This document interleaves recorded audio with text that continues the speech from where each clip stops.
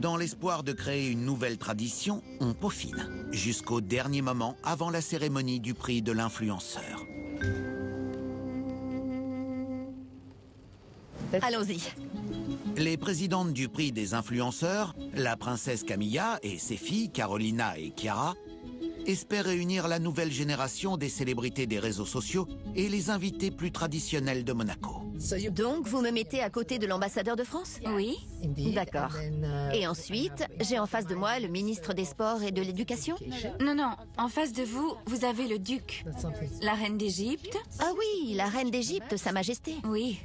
Sa Majesté, la reine d'Égypte.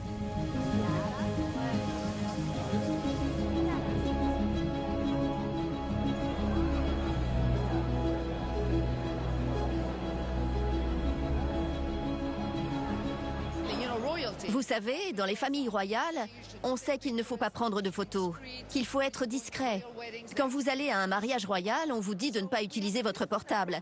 Nous avons donc une approche différente de tout ce qui a trait aux médias sociaux. Mais ce soir, nous postons à tout va.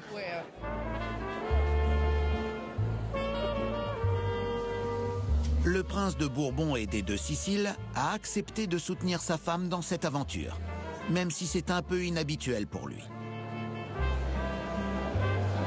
Que pensez-vous de tout cela?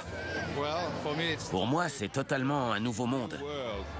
Je ne comprends pas vraiment, mais on ne peut pas revenir en arrière. Mais votre femme et vos filles l'embrassent. Oui, c'est vrai, beaucoup plus que moi. Allez les filles, nous présidons le prix des influenceurs. Ce que j'aime chez vous, c'est que vous êtes une si belle femme et si superbement intelligente. Monaco doit aller de l'avant, il n'y a pas d'alternative. On ne peut pas revenir en arrière. Les photos postées sur les réseaux sociaux du monde entier rendront-elles la principauté plus attrayante auprès d'une audience plus jeune? Monaco est cool pour les riches de la jet set, mais malheureusement, ces riches ont tendance à être très vieux.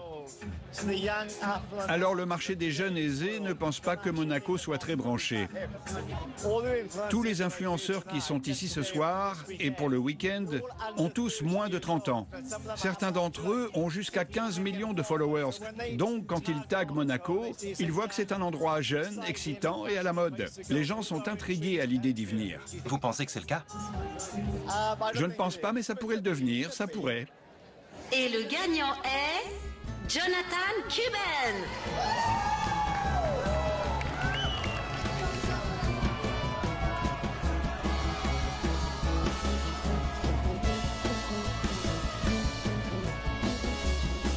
Quand j'ai emménagé à Monaco, il y a 25 ou 26 ans, je me souviens qu'il y avait beaucoup de personnes âgées.